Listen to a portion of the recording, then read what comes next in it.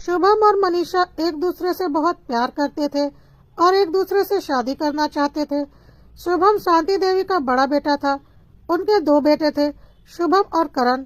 शुभम बड़ा था और करण छोटा। शुभम के घर में अब शुभम की शादी की बात चलने लगी थी, पर शुभम मनीषा से ही शादी करना चाहता था, इसलिए अपने घर में बताने की सोच रहा था कि वह मनीषा से प्यार करता है और उसी से शादी करना चाहता है। लेकिन इसमें एक बहुत बड़ी दिक्कत थी। मनीषा की एक बड़ी बहन थी, पिंकी। तो पहले पिंकी की शादी होती, उसके बाद मनीषा का नंबर आता। इधर शुभम के घर में शुभम के लिए रिश्ते खोजे जा रहे थे और उधर पिंकी के घर में पिंकी के लिए रिश्ते खोजे जा रहे थे।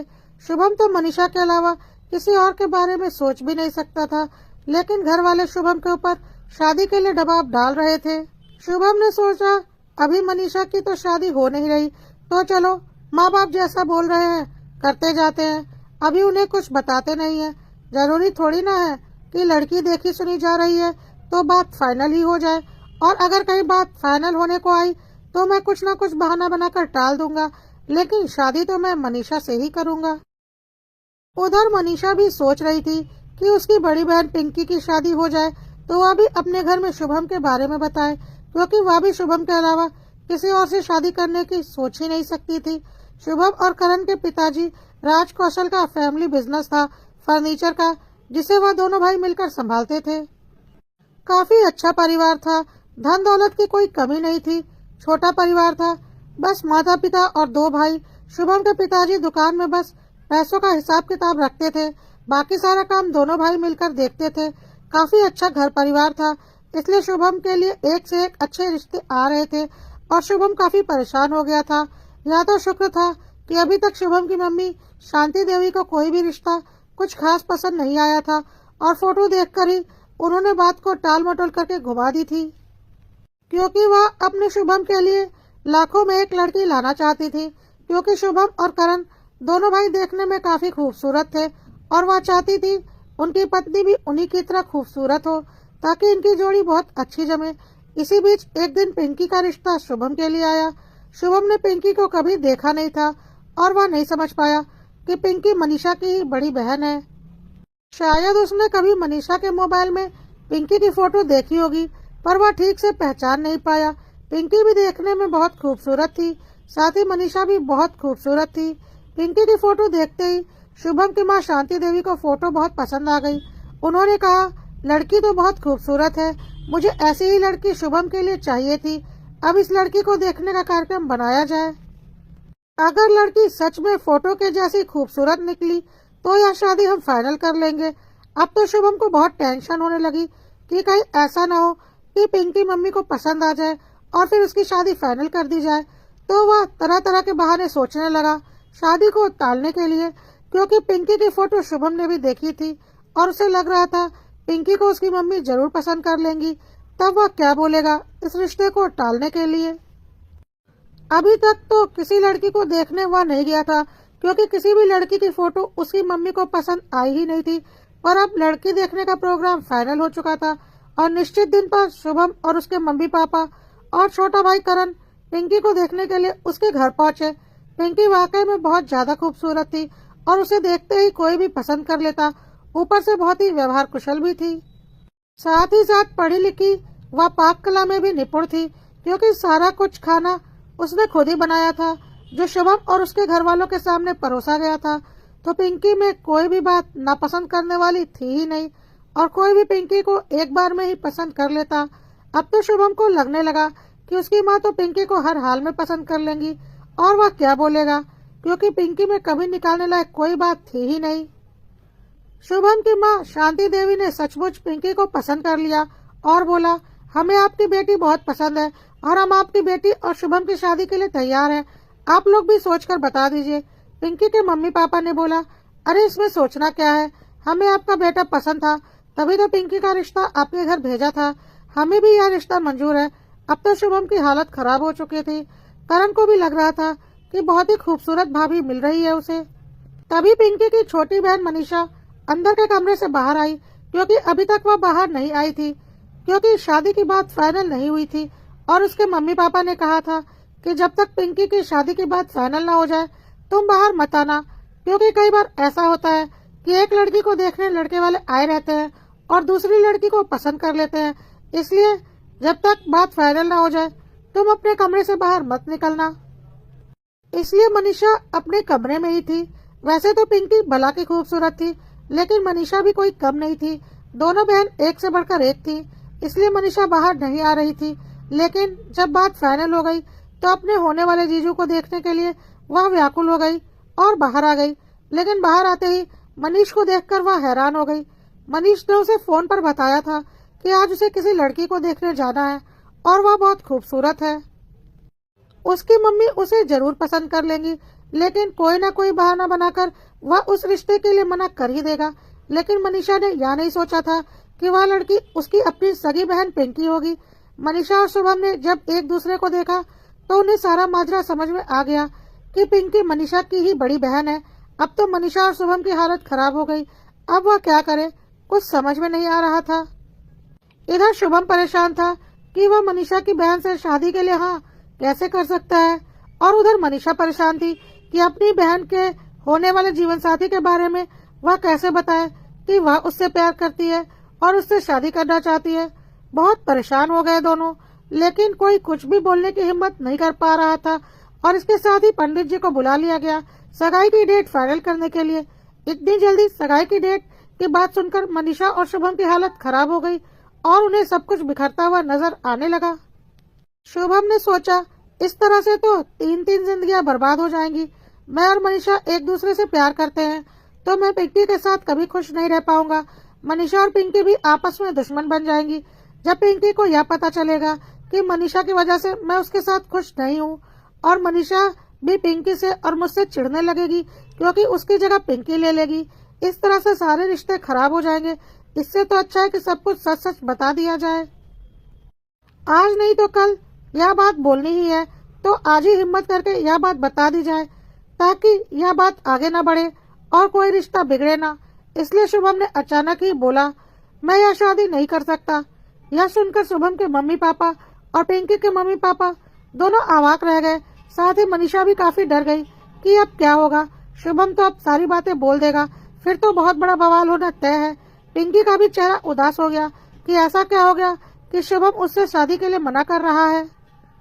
खैर, शुभम ने आगे बोला, मैं सच कह रहा हूँ, मैं यह शादी नहीं कर सकता, नहीं तो सारे रिश्ते ऐसे उलझ जाएंगे जो कभी नहीं सुलझेंगे। शुभम की मम्मी ने बोला, पागल हो गए हो क्या, कैसी बातें कर रहे हो। इतनी अच्छी लड़की है पिंकी और तुम बोल रहे हो तुम यह शादी नहीं कर सकते। बहुत गलत बोल रहे हो तुम।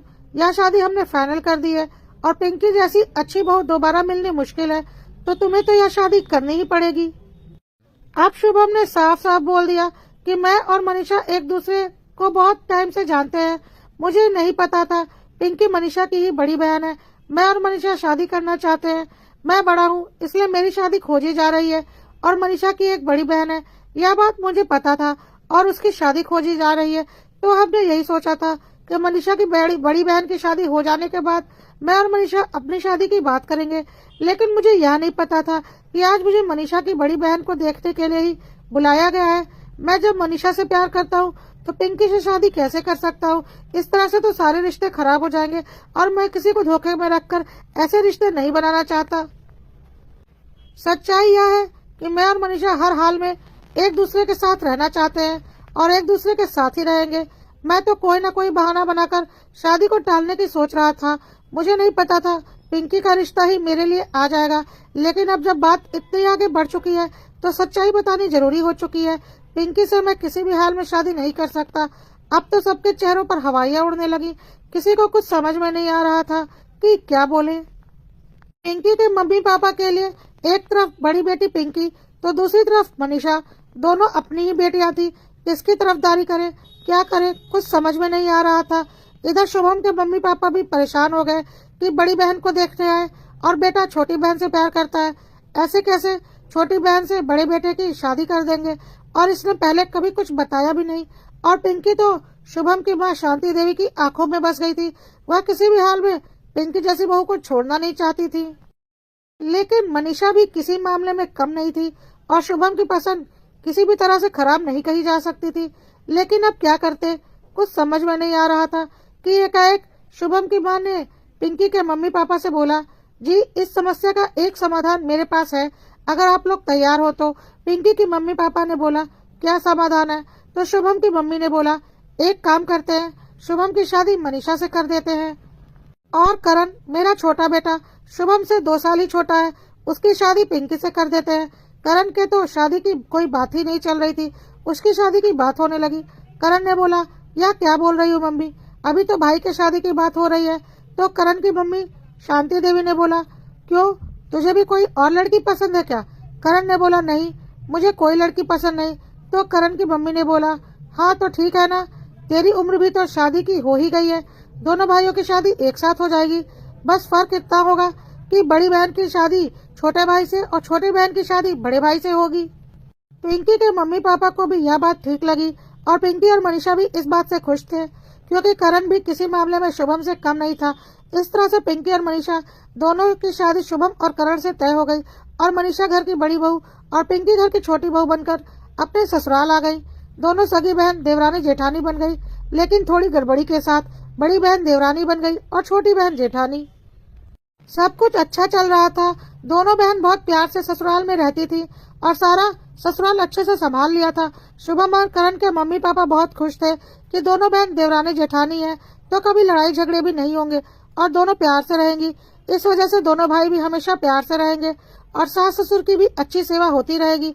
सब कुछ अच्छा चल रहा था, दोनों बहन बहुत प्यार के साथ रहती, लेकिन जब सब कुछ अच्छा चलता है तो किसी न किसी की बुरी नजर तो लगती ही है।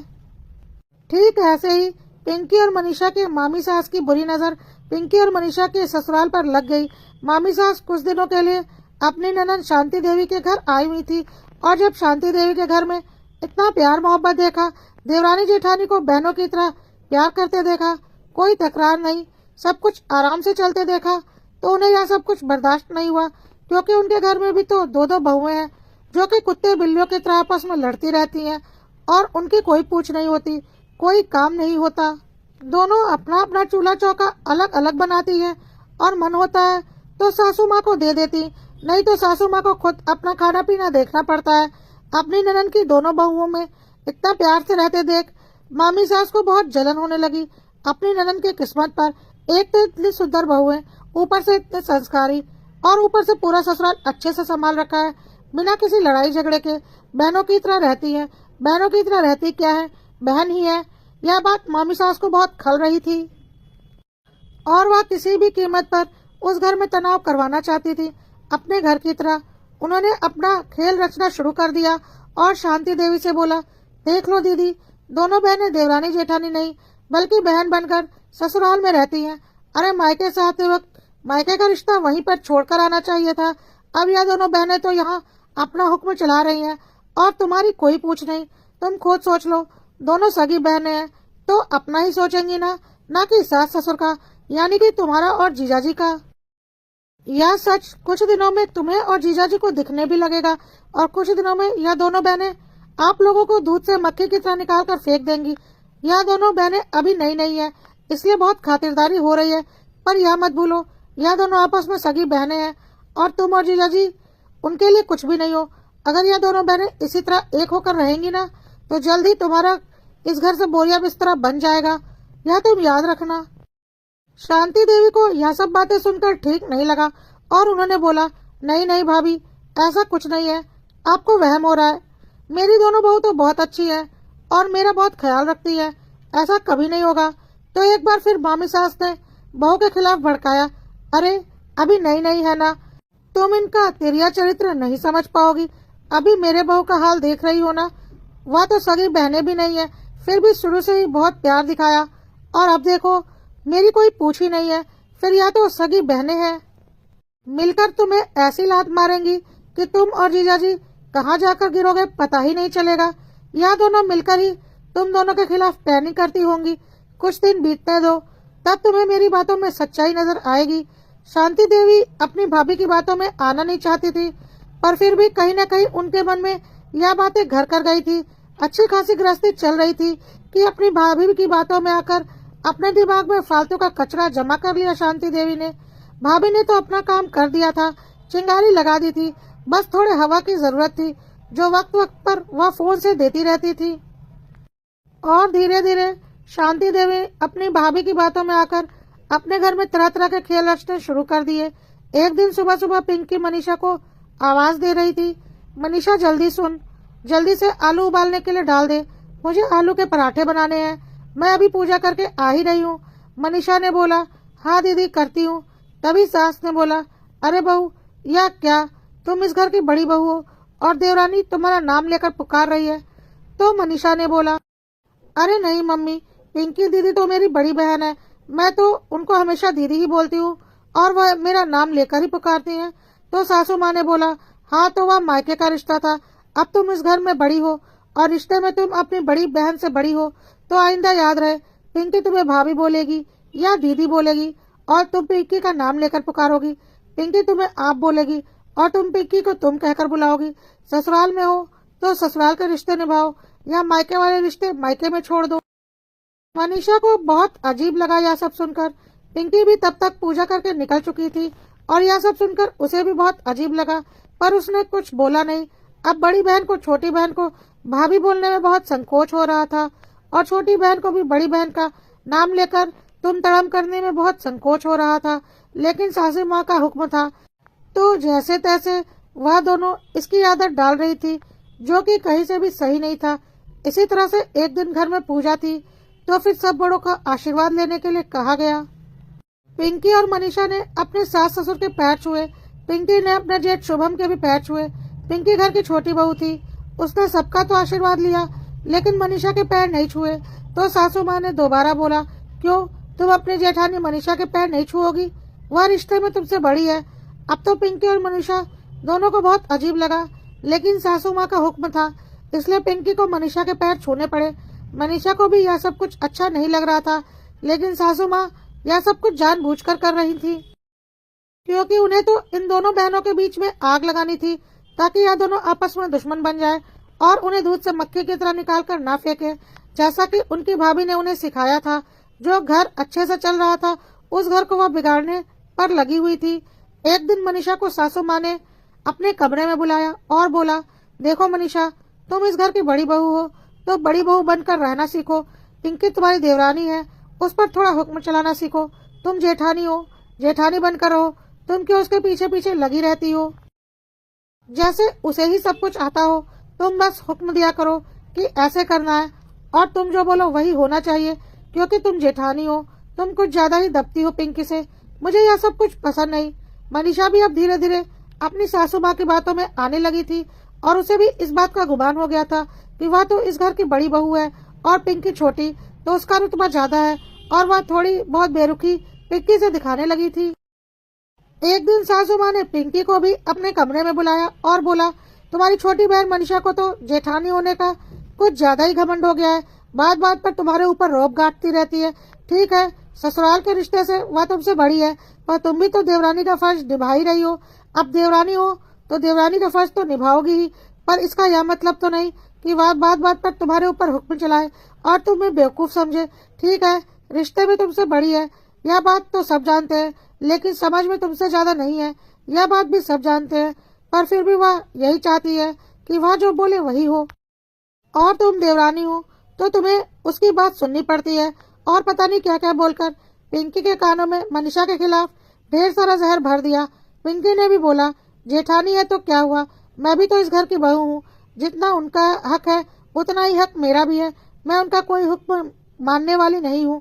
इस तरह से शांति देवी ने दोनों बहनों के बीच अच्छी खासी आग लगा दी और अपने भाभी से बीच बीच में फोन पर ट्यूशन लेती रहती थी, आग में घी डालने के लिए कि आगे क्या करना है ताकि उनका रुतबा घर में बना रहे और यह दोनों बहू उनके रुतबे को हटाकर अपना रुतबा कायम ना कर पाए।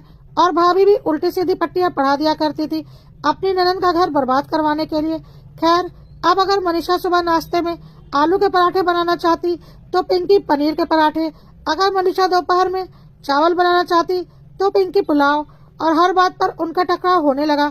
मनीषा अगर जेठानी होने के रोब गांठती तो पिंकी भी देवरानी की तरह बदजुबानी करती और बहू होने का बराबरी का दर्जा दिखाती और बोलती, मैं भी इस घर की बहू हूँ, मेरा भी उतना ही हक है जितना कि तुम्हारा।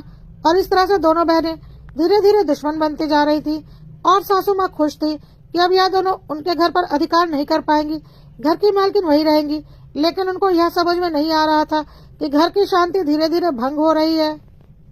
दोनों बहनों की वजह से उनके बेटों में भी तनाव बढ़ रहा था और अपने अपने बीवियों का साथ देने के चक्कर में दोनों भाई भी आपस में दुश्मन बनते जा रहे थे।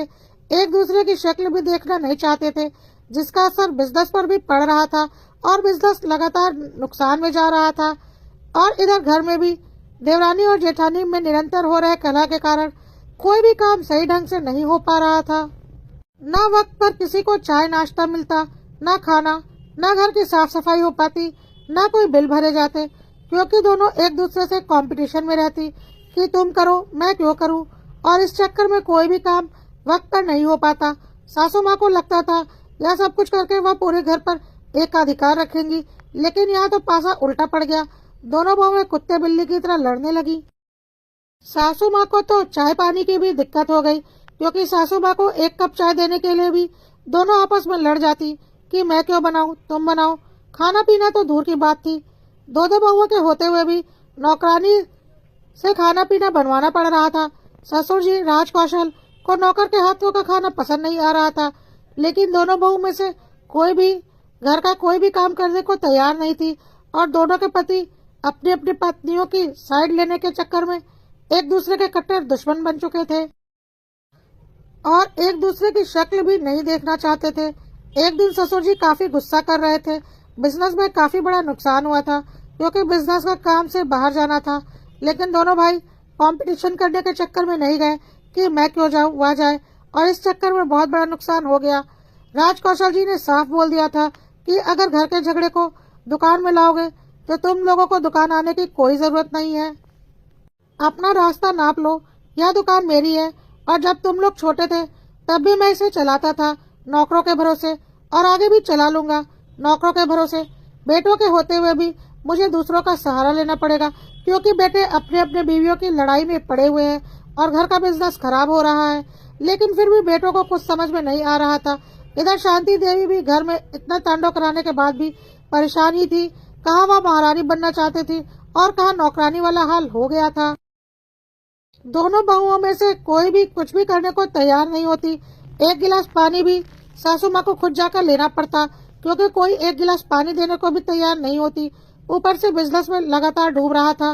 राम लक्ष्मण से भाई दुश्मन बन गए थे, लेकिन शांति देवी को समझ में नहीं आ रहा था कि यह सब उनकी करनी का ही फल है। कहाँ दोनों देवरानी जेठानी बहनों की तरह प्यार से रहती थी और कहाँ बहनों को देवरानी जेठानी बनाकर रख दिया। खैर, दोनों बेटों ने अपने पिताजी से बोल दिया कि आप बिजनेस का बंटवारा कर दीजिए, हम एक साथ काम नहीं कर सकते हैं। तो उनके पिताजी ने बोला, तो जाकर अपना रास्ता नाप लो, यह बिजनेस मेरा है और मैं यह तुम दोनों में से किसी को नहीं देने वाला जब तक मैं जिंदा हूँ। मेरे मरने के बाद तुम लोगों को जो ठीक लगे करना, पर अभी तो मैं इसे चला लूंगा। अपने गुजारे के लिए तुम लोग कोई और काम धंधा देख लो या अपना बिजनेस खोल लो। दोनों बेटे तमतमाते हुए बाहर आ गए और सीधा घर जाकर माँ के ऊपर चिल्लाना शुरू किया कि पिताजी ने खुद को समझ क्या रखा है, इतने सालों से हम बिजनेस संभाल रहे हैं और हमें ही दुकान से बाहर निकाल दिया। क्या हमारा उस दुकान पर कोई हक नहीं? हमने मेहनत नहीं की है? क्या गलत बोला? अपना हक ही तो मांगा, अपना हिस्सा ही तो मांगा था। सुनकर शांति देवी को बहुत जोर का झटका लगा। बोला, आज तक तो उस दुकान को इतने प्यार से चला रहे थे, आज क्या हो गया कि तुम लोगों को अलग अलग हिस्से चाहिए? तो शुभम ने बोला, दुकान के ही नहीं, अब तो घर के भी हिस्से होंगे। देखते हैं पापा हमें कैसे रोक लेंगे, हम कोर्ट जाएंगे, हमें हमारा हक चाहिए। अब एक साथ रहना संभव नहीं है। अब इस घर के भी 2 हिस्से होंगे और दुकान के भी 2 हिस्से होंगे। तब तक उनके पिताजी राज कौशल भी घर आ चुके थे और यह सब कुछ देख रहे थे। उनकी आंखों से आंसू आ रहे थे। वह चुपचाप अपने रूम में चले गए। पीछे से उनकी पत्नी भी गई और बोली, यह क्या हो गया? हमारे घर में कितना अच्छा परिवार था हमारा, दोनों भाई राम लक्ष्मण जैसे थे, दोनों बहुएं बहनों की तरह रहती थी, कभी देवरानी जेठानी नहीं बनी, और यह क्या हो गया कि सब कुछ बिखर गया। अब वह कैसे बोलती कि यह सब कुछ उनका ही किया धरा है। अपनी भाभी की बातों में आकर उन्होंने अपने हाथों से अपने घर में आग लगा ली और बहनों को देवरानी जेठानी बना दिया, जिसकी वजह से उनके पतियों में भी दुश्मनी पनप गई और दोनों भाई भी आपस में दुश्मन बन चुके हैं। कहाँ वह पूरे घर पर अपना राजपाट चलाना चाहती थी और कहाँ आज घर टूटने की कगार पर है। कोई किसी से कम नहीं होना चाहता और किसी तरह का समझौता करना नहीं चाहता। सासू माँ को कुछ समझ में नहीं आ रहा था कि वह क्या करे। आज अपने ही बिछाए जाल में वह फंस चुकी थी और उनकी भाभी बहुत खुश थी कि जो उसके घर का हाल था वही आज उसकी प्यारी ननन के घर का हाल था और वह चैन की सांस ले रही थी। और शांति देवी अपने किए पर पछता रही थी क्योंकि वह दूसरों की बातों में आकर अपना घर तोड़ चुकी थी।